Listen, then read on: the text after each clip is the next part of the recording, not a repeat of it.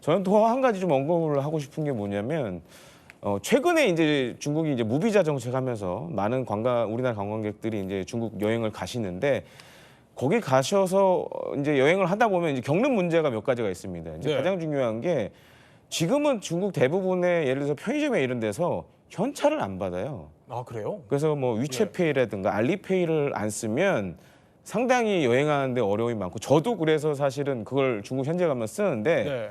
문제는 쓸 때마다 느끼는 게 뭐냐면 등록하는 과정에서 예를 들어서 여권 뭐 번호나 이런 것들 다 입력을 해야 됩니다. 아, 여권 번호까지요? 예, 여권 예. 사본까지 찍어서 이렇게 넘겨야 되는 그런 과정들이 있는데 예. 그러니까 어떻게 보면 이제 우리나라나 예를 들어서 이제 뭐 미국이나 이런 나라들은 그렇게 과도한 개인 정보를 요구하지 않는데 중국의 이런 예를 들어 어플이나 이런 것들은 사실 그런 정보들까지 다 보여줘야 되기 때문에 어떻게 보면 개인 정보에 관련된 개념이 우리하고 좀 많이 다르다고 좀 말씀드리고 싶습니다.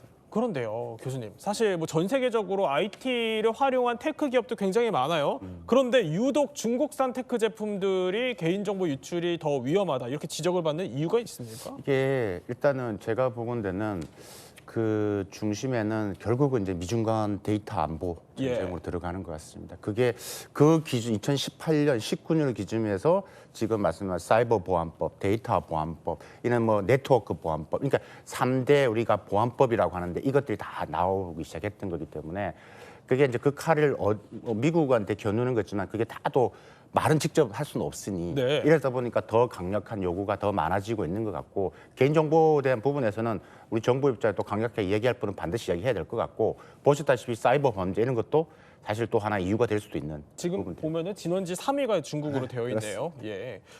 그거 말고도 사실 딥시크도 최근에 약관을 좀 수정을 했었잖아요. 네.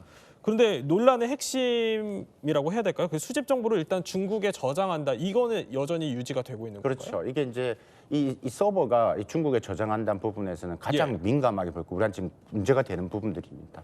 그러니까 사실 저는 부분에서 좀 다르게 예를 들면 틱톡 같은 경우는 미국에서 이야기할 때 서버를 지금 미국에 두고 있다 이야기를 하고 있단 말이죠. 그런데 지금 우리 부분에서는 계속 중국에 두고 있다. 그러니까 이런 여간 상호관계 측면에서도 우리가 아닌 것은 국민이 이야기를 좀 할 필요가 있다. 근데 저는 물론 바뀌지 않았지 않습니까? 유지를 하고 있기 때문에. 근데 근본적으로 어쨌든 저런 게 좀 해소되지 못하면 차이나 테크, 그러니까 중국 입장에서도 성장의 걸림돌이 될 수밖에 없는 거 아니에요? 그렇습니다. 이게 지금 중국이 계속 지금 정부 입장에서도 자꾸 나가라고 기업들한테 이야기를 하고 있지만, 그러니까 저는 부분의 데이터 부분에서는 우리나라뿐만 아니라 여러 나라들이 계속 그런 의심의 눈초리를 보고 있기 때문에 좀 글로벌 성장에서는 저런 부분에 대해서는 좀 변화가 있어야 될 것 같고, 근데 저게 그 원초적인 거기는 미국이라는 걸 견지를 두고 하고 시작하는 거기 때문에 어쨌든 그런 부분에서는 이제 유럽이나 우리 입장에서 계속 목소리를 내는 게 매우 중요하다라고 생각이 듭니다. 자, 그러면 우리 정부는 어쨌든 이런 차이나 테크의 개인정보 유출 우려에 대해서 좀 어떻게 대응을 하고 있죠?